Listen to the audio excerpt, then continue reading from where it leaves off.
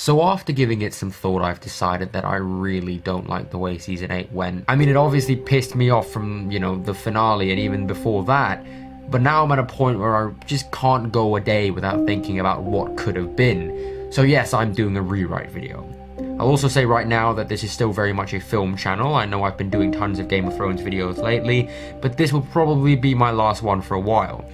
Also, special thanks for my friend Tim for doing a lot of the artwork. I think it's pretty outstanding. Before we begin the rewrite, let's establish a couple of rules. The structure of the episodes will remain mostly the same, and I will also be limiting myself to 6 episodes so it will be fair to D&D. Also, I'm giving myself the same amount of money that I assume Season 8 got, so I won't be writing in a battle per episode or adding more dragons and elephants. Also, this is all my opinion of how I wanted the show to end given all the limitations. I did get some ideas of other how it should have ended videos, but most of it are my ideas. It's how I think the show should end while still staying somewhat true to the structure of the show and the certain, major beats. However, if you disagree or think it's complete shit, then feel free to say so. I'll also say that I haven't read any of the books, so if I get anything wrongs in terms of the magic and the greater lore and stuff, feel free to correct me. I just wanted to do this because, like Tyrion says, a great story does have a lot of power, and personally I think my version is kind of better than what we got. Hopefully you guys agree. So episode 1 is basically the same, except the dragon riding scene is cut slightly shorter to save some CGI money for later. In place of this is a scene where Varys tells Daenerys that he's gotten word that Cersei's army isn't coming because he's Varys and he knows everything. It also gives Varys a bit more to do because he does virtually nothing in the first half of the season. The final scene is still the same, with Jaime arriving and seeing Bran. Episode 2 is the same with 2 big differences. When asked about the Night King's motivations, Bran says that the Night King was created by the Children of the Forest from the beginning. He has been cursed and connected to them and has been building up his army to face them, which he successfully does back in this episode. He killed the old three-eyed raven and is now coming for Bran because Bran's magic derives from the Children of the Forest. Now that was the one bit I wasn't so sure about, so book fans can correct me. So if he kills Bran, that connection is broken and he'll be more powerful because the Children of the Forest magic is now completely gone and there's no longer anything restraining him. Bran says this could mean Valyrian steel and dragonglass will no longer work on him, so if there's any hope of killing the Night King, they have to do it while Bran lives, heightening the stakes for the character and making his safety even more important. The other difference is that during this planning scene, Tyrion realizes that putting everyone at the crypts is a bad idea, and that they should burn the bodies. Jon says that he and his siblings will do that themselves because it's fitting for the Starks to do so, and that will give Jon a small moment between both Ned and his mother Lyanna. The burning scene can be implemented into Podrick's song, and at the end of this, Sansa and Arya leave and Dany comes in for the same kind of scene, and the episode ends in the same way. Okay, so episode 3 is different, and I mean very different. First of all, almost everyone is within the walls. If you wanted to make a siege comparable to Helm's Deep, then you actually need tactics that are smart, and write it like an actual siege. There is a barricade of spikes, just like there are in the original episode, with a small opening by the gates for a retreat. The opening can be closed just as Grey Worm does in the real thing. Behind these spikes are Grey Worm and the Unsullied. They are the first line of defense. Within the gates are the Hound, Beric and his Brotherhood, Tormund and the Wildlings, Ed, Sam and the remaining Night's Watchmen.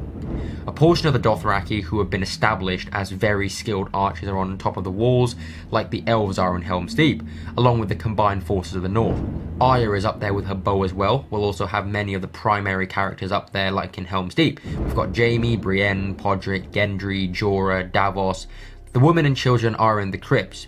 By the Weirwood tree is Bran with Lyanna Mormont and her men, and Theon with the Ironborn. Dany is on the same hill with Drogon and most of the mounted Dothraki overlooking Winterfell. Jon and Rhaegal are on a hill opposite to Dany with the Knights of the Vale. Now that we have all our main players set up, let's begin. The episode starts pretty much the same. We have that awesome tension building moment that establishes all the characters. However, during this bit, there are shots of soldiers trying to light the trench. Attempt after attempt, it just doesn't catch on fire because the winds are too strong. Melisandre arrives a bit later and successfully lights the trench in the first triumphant moment, allowing us to see everything from the beginning, but we still can't see too far into the distance to maintain the tension in the scene. Arya shoots a flamed arrow into the distance and her arrow reveals the army of the dead charging towards the trench. Brienne then tells the archers the whole knock, draw, loose thing, and a barrage of flaming arrows and flaming balls from the trebuchets hit the whites. Jon and Dany arrive on their dragons, decimating legions of whites, followed by a Dothraki and Knights of Vale charge from both sides to pick off the remaining whites. This is one of the high points of the battle. They've taken out the first wave. We are winning. Cavalry on the ground suddenly hear more footsteps approaching them. The Dothraki, who are still fueled with adrenaline from their first victory, charge in first, completely demolishing a bunch of whites as they hit the giants. Men on horses are no match for giants, and there is a shot of a giant picking up a rider on his horse and throwing him into an archer on the wall, who then gets knocked off the wall onto the floor where the combined forces are. This will be a useful moment to establish the distance between the characters in the battle, similar to this shot from the Castle Black battle. Dany and Jon fly down to burn the giants, but Jon and Rhaegal are attacked by the Night King on Viserion. Dany sees this and flies up to help. They go off and chase each other around off screen for a bit. Realizing they no longer have air support, the Knights of the Vale and a few Dothraki who are a bit smarter ride back through the opening in the trench back into Winterfell with the cover of the archers, artillery and the Unsullied. Grey Worm then shuts the trench so no one can get in or out for the time being, commanding his Unsullied to retreat. Everyone is now in Winterfell. This will then give us a bit of a breather and all the shots for this section will be within Winterfell. The camera will almost never leave the wall, so we feel the same level of uncertainty as the characters. The archers continue shooting as the flaming trench is being overrun, similar to the real thing.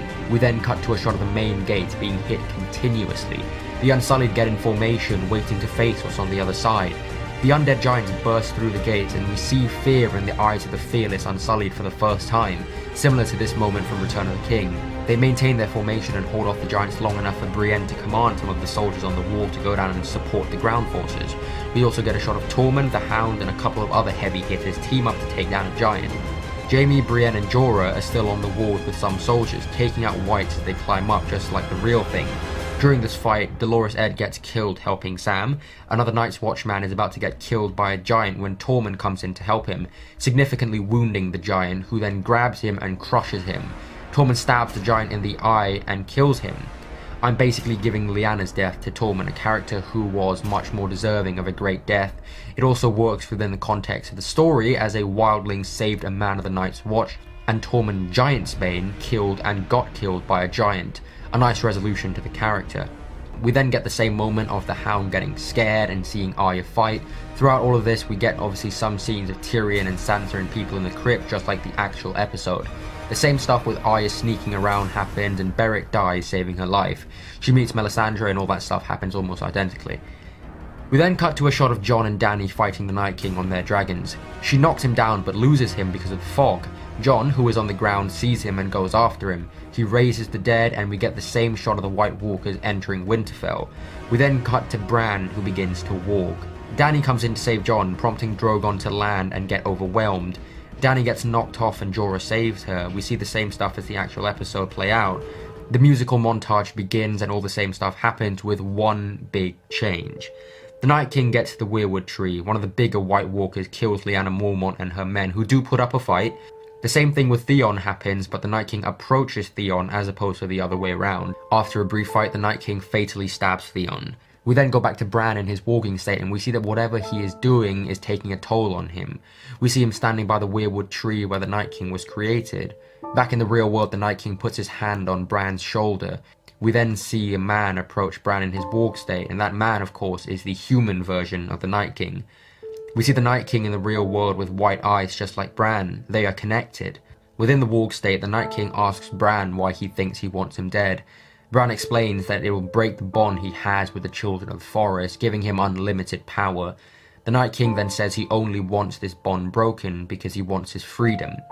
He was cursed to lead the army of the dead and kill the living, something this man never wanted. The Night King wants to kill Bran in order to be free of his burden. He just wants to live. I think this is a good motivation because it shows the Night King is indeed more than just evil for the sake of evil. Like Thanos, there is an understandable motivation to his actions. He is fighting for his life and freedom, something many of the characters on the show have done. What makes him a bad guy, though, is that he's willing to kill all these innocents in order to achieve his goals, while a good guy like Jon, who is also fighting for the living, is willing to and has given up his own life for the lives of others. That's the key difference between them. Bran says that if he allows the Night King to kill him, then he and his remaining White Walkers must go back to the lands of Always Winter, leaving the living alone.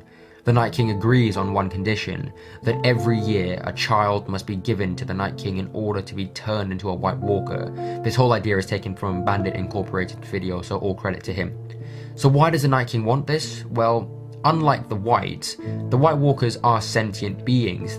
The Night King would be free, and like all of us, he doesn't just want to survive, he wants to live. He wants a child to be turned so the White Walkers can live on, and he says that he wants Jon's child, the child of a man who killed one of his children in front of his eyes, a child for a child. That's why he takes such a long look at Jon back at Hardhome, because remember, all White Walkers are children turned by the Night King, so technically, Jon killed his child. Bran agrees. He walks into Jon to share this information with him. Again, book fans can correct me if walking can do this. This is where the audience, just like Jon, realizes that Daenerys is pregnant. Jon rushes into the Godswood, but he's too late. Bran, now back in reality, says thank you to a dying Theon and nods at the Night King, who nods back. The Night King raises his sword and strikes Bran, who evaporates just like his predecessor did. The Night King gets his power boosting moment like Thanos when he gets all the Infinity Stones. He sheathes his blade as the Whites all across the battlefield perish. Only the few White Walkers remain. He lets his guard down and Arya from behind him leaps at him but gets caught. She drops her blade to her free hand and stabs him, but unlike the actual episode, it's the Valyrian steel dagger that shatters. The Night King is too powerful for that now. It's also a symbolic moment, as Littlefinger's dagger could be seen as the object that started the War of the Seven Kingdoms, and that object that started that petty war between men shatters when it comes into contact with the real threat. The Night King tosses Arya to the side, not killing her, he's seen too much death already. He walks out of Winterfell with little resistance. Those who oppose him are quickly taken out by his children. A wave of Dothraki screamers charge at him one last time. He smashes his hand on the ground, creating a wave of spiky ice, which takes the riders off their horses, not killing them. He walks past Dany, kneeling over a dying Jorah as Drogon flies down to her. Everyone is in a state of shock. They're not sure what just happened. Did they win? At what cost? What did they lose? Who did they lose? The only person who knows what's going on for once is Jon. He mounts Rhaegal and flies after the Night King. Rhaegal breathes fire on the Night King. Dany looks up from Jorah for the first time, but nothing happens to the Night King. He's no longer affected by fire. He summons Viserion and flies off into the distance. Credit. For episode 4, we open with the same funeral scene, but no party. They didn't win. Bran may have won them the war against the dead, but Jon's battle with the Night King is far from over. We have a scene with Jon and Dany where he tells her what Bran told him. After this bit of exposition is done, Dany summons Tyrion and tells him to gather all the remaining big players to the council room. To Jon's surprise, she tells him to tell everyone that he is in fact the son of Rhaegar and Lyanna. She says the throne no longer matters as she is with child. She has already lost so much and does not plan on losing any more. Her main priority now is to protect her child. They have to kill the Night King before her child is born. Now, for those of you who thinks that this betrays Dany's quest for the throne, let me remind you that her main priority in Season 1 is the protection of Drogo and their child. She also sees the child in her vision in the House of the Undying, showing that it is just as important to her as the Iron Throne is. She also adds that not only is her child at risk, but hundreds of children's for years to come would be as well, giving this personal conflict wider implications for the realm. Tyrion says that as long as the Night King lives, he could still pose a threat to all. Varys adds that Cersei cannot remain on the throne. The whole of Westeros must be truly united under one leader if they are to have even a small chance at killing this now unstoppable Night King. Jaime says that we saw his powers. No amount of men can stop him. Melisandre, who is still alive, says that there is a way, the same way Azor Ahai stopped the dead. with a sword, a special sword forged with magic from the Lord of Light or whatever. Book fans, here's where you come in. Anyway, she says that this sword will take a year to forge and that she must oversee it herself. Tyrion says that we cannot face a threat from both the north and the south. Cersei must be defeated. Varys adds that 2 legitimate Targaryens who have proven themselves as leaders with an heir on the way will have the support of all the great houses. Sansa says that the North is with them. Although she isn't fond of Daenerys, she values family and intends to safeguard the life of her nephew or niece. Lord Royce, who saw Daenerys and Jon's sacrifices in the battle, says that the Vale is with them. Essentially, the goal for the next 2 episodes is to unite the 7 kingdoms for the good of the realm, as Varys says, but also so that they can face the Night King should the magic sword not work. Dany and Jon agree. Varys says that he himself will sail to Dorne to reforge the alliance with this new prince, and that he will send word to Yara Greyjoy to join the fight. The reason I think this works is because the war for the 7 kingdoms and the war against the dead have always been seen as separate things for so long, and it would make sense within the story for one to complement another. They need to win the Game of Thrones to win the fight against the Night King. Dany then asks how we defeat Cersei with minimal casualties, which Tyrion replies, "There is a secret passageway underneath the Red Keep that will allow you to enter without destroying the city or its people." Grey Worm volunteers to go with some of his best men, but Jaime asks to go in alone to convince Cersei to surrender. Tyrion and Brienne vouch for him. Tyrion says, however, that Qyburn knows about this passage and that they might be guarding it, so they might let Jaime Lannister in but not anyone else, which means that the remaining forces will gather outside the walls with Yara and the Dornish fleet taking on the Iron Fleet should a fight break out.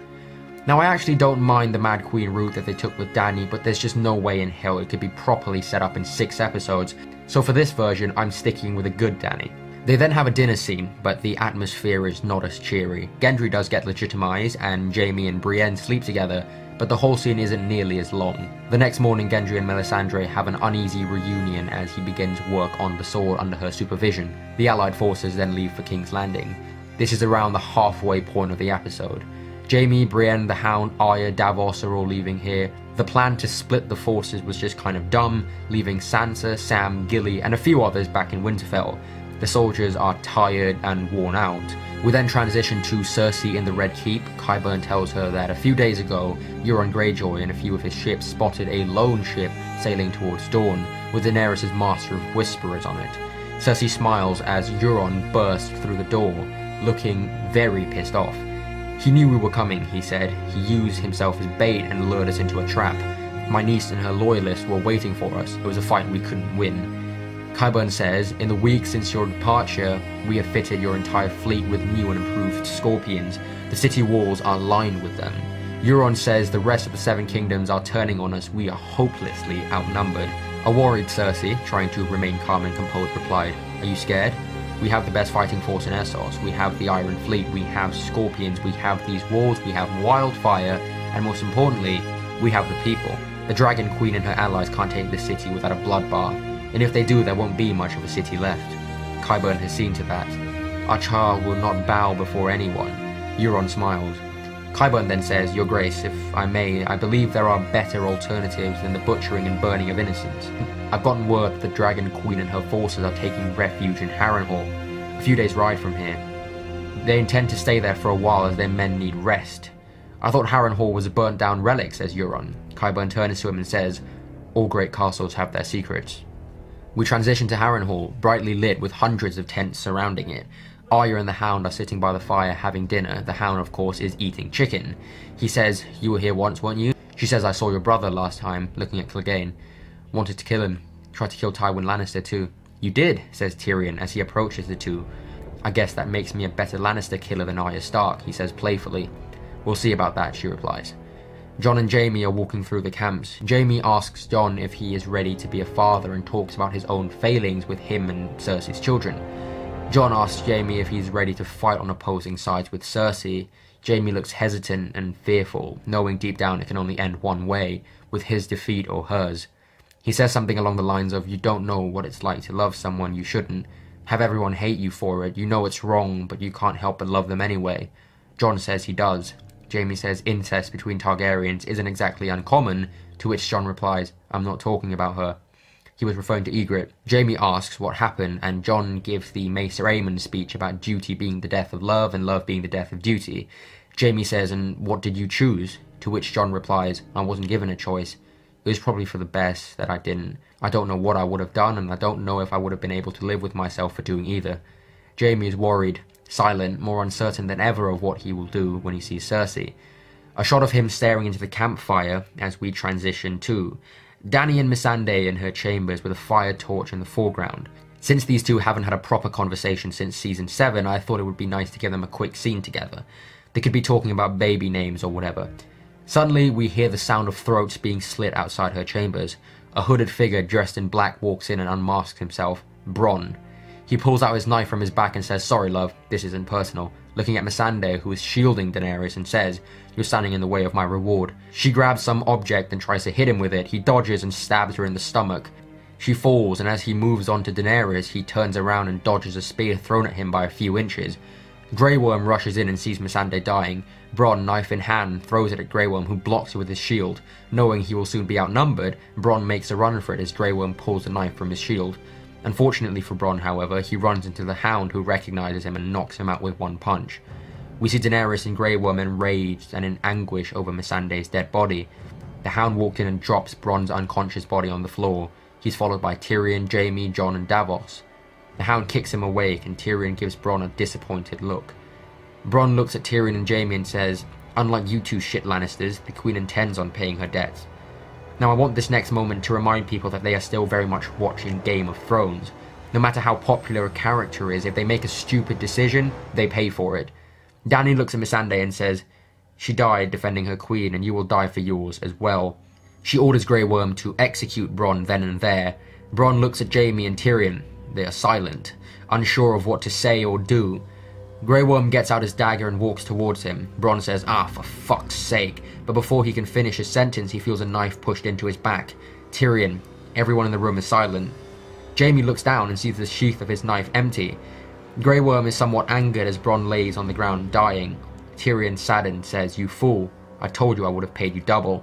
Bronn lets out one last cheeky grin before he bites the dust. Daenerys says, "I don't intend to gamble with the life of my child any longer. We march for King's Landing tomorrow." Credits.